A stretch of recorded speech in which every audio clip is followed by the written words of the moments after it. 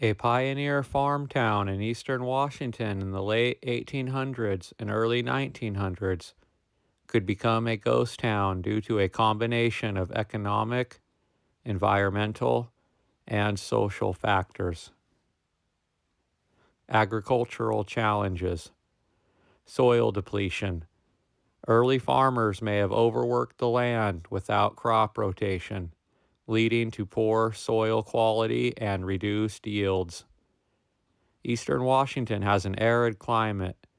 If settlers relied on dryland farming and faced years of drought, crops could fail, making farming in the area unsustainable.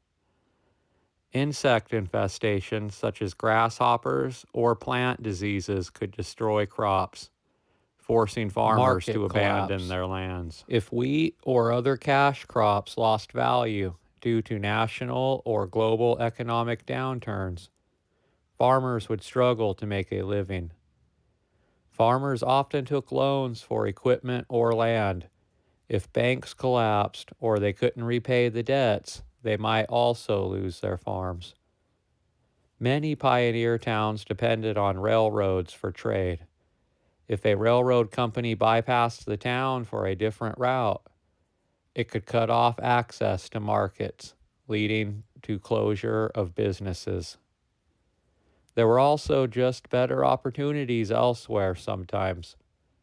As larger cities like Spokane, Walla Walla, and Yakima grew, many young people and businesses might have moved there for better jobs, education, and healthcare. If a major road or highway was built elsewhere, travel and commerce could shift away from the town, leading to its decline. There were also natural disasters and environmental factors that caused these old farmer pioneer towns to become ghost towns, like fires. Since wooden structures were so common in the area, a devastating fire could wipe out an entire town. There was also flooding or dust storms. If a nearby river changed course, it could flood farmland or cut off water supply. Alternatively, dust storms caused by overplowing could make the land and the area uninhabitable. There were also social and political factors. Many settlers came under the Homestead Act, but if they couldn't prove up, meaning live on and improve the land for 5 years, they might end up abandoning their claims. While major conflicts had mostly subsided by the late 1800s, tensions or land disputes with Native American tribes could still push settlers away sometimes. A few key families leaving could also trigger a chain reaction where businesses and services close, making the town itself unsustainable. Once a town starts losing people, it can quickly spiral into abandonment. Homes, stores, and schools fall into disrepair, or nature reclaims the land. Some ghost towns in eastern Washington still have remnants of old buildings, cemeteries, or railroad tracks as evidence of their past. As the pioneer farmer town begins its slow decline, the pioneer farmers experience a mix of emotions: determination, frustration, fear, and ultimately resignation. Their mindset shifts over time as they watch their once thriving community wither away. At first, most farmers refuse to believe that their town is doomed. They have to put years of backbreaking work into their land, clearing sagebrush, digging wells, and building homes from scratch. Their mindset is one of perseverance. Many of them had faced hardships before, like bad weather, crop failures, financial struggles, and they always believed that resilience would see them through. They often double down on their efforts, plowing more land, trying new crops, or investing in irrigation despite mounting debt. Neighbors help one another, sharing food, labor, and advice. Church gatherings and town meetings keep the morale in the town up.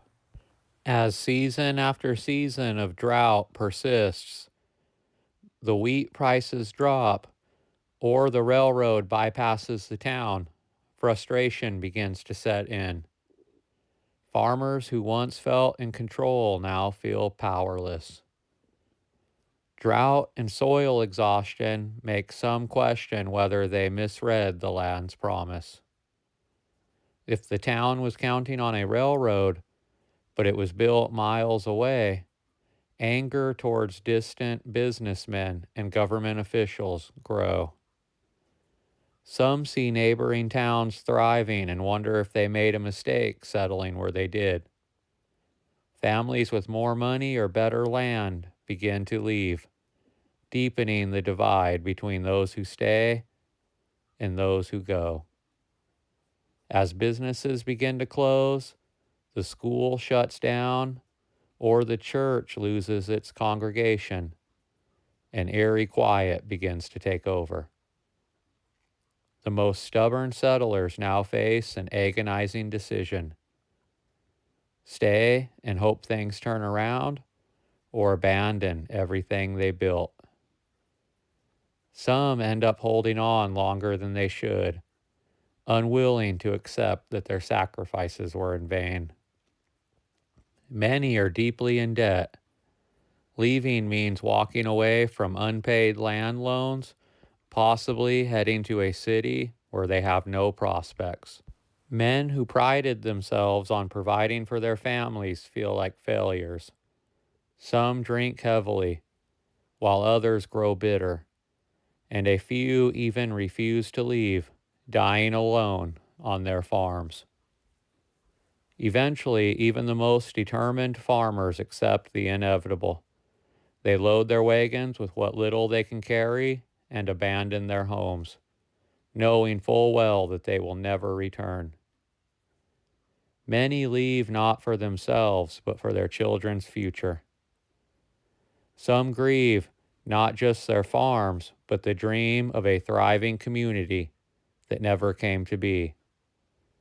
The last to leave might look back one last time at the empty houses, the overgrown fields, and a wind-swept street, knowing that within a few years, nature will erase all signs that life had ever been there.